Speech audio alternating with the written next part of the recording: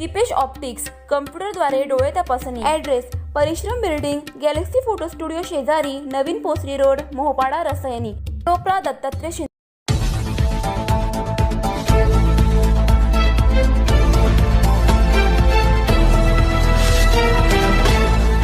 जालना लाठीचार्ज निषेधार्थ रायगड, खालापूर, पनवेल, कर्जतमध्ये निषेध मोर्चा. जालना येथील अंतरवाळी सराडी गावात मराठा समाजाकडून संविधानिक पद्धतीने मराठा आरक्षण व मराठा समाजाच्या मागण्यांसाठी उपोषणाच्या माध्यमातून शांततेने आंदोलन सुरू असताना पोलिसांच्या माध्यमातून लाठीचार्ज करण्यात आला. या लाठी हल्ल्यात मराठा समाजाच्या माता भगिनी, लहान मुले, वयोवृद्ध गंभीर जखमी झाले. या निंदनीय घटनेचा सकल मराठा समाज रायगड यांनी राज्य सरकारचा व लाठी हल्ला करणाऱ्या पोलिसांचा जाहीर निषेध केला. यावेळी सकल मराठा समाज रायगड यांनी निषेध मोर्चामध्ये मागणी केली की जालना घटनेची जबाबदारी राज्य सरकारने स्वीकारून लाठी हल्ला प्रकरणी दोषी अधिकाऱ्यांवर तातडीने कारवाई करण्यात यावी ही मागणी केली.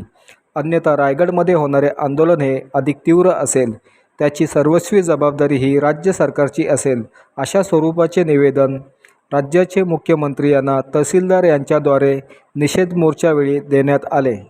ते या रायगड जिल्ह्यामध्ये होणारच आहे, परंतु कालचा जो प्रकार घडला तो अतिशय निंदनीय आहे. कारण काल आपण पाहिलं असेल की गेले अनेक वर्ष हा मराठा समाज गेली 30 वर्ष आंदोलनं करतोय.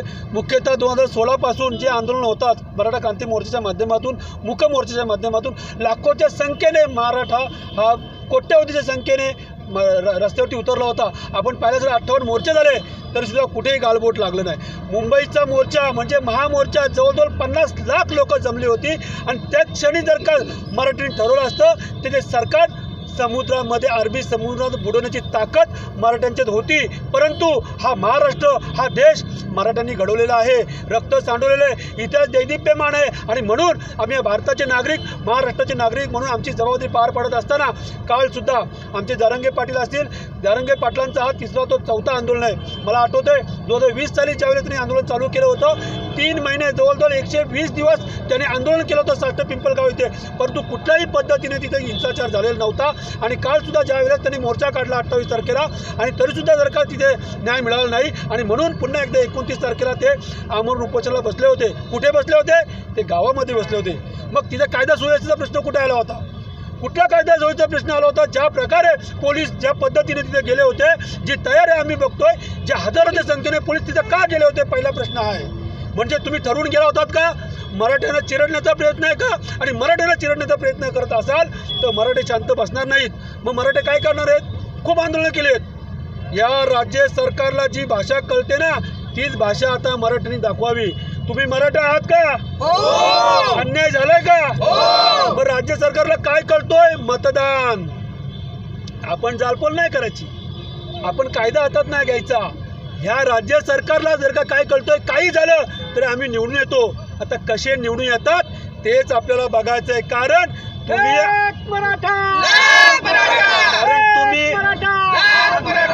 तुम्ही आमच्या आई बहिणींवरती हात उचललेला आहे, आमच्या भगिनींचं रक्त सांडलेलं आहे आणि मराठ्यांच्या भगिनीचं रक्त सांडलं असल्यामुळे यापुढे मग काय सांगतात की पोलिसांना घेरलं.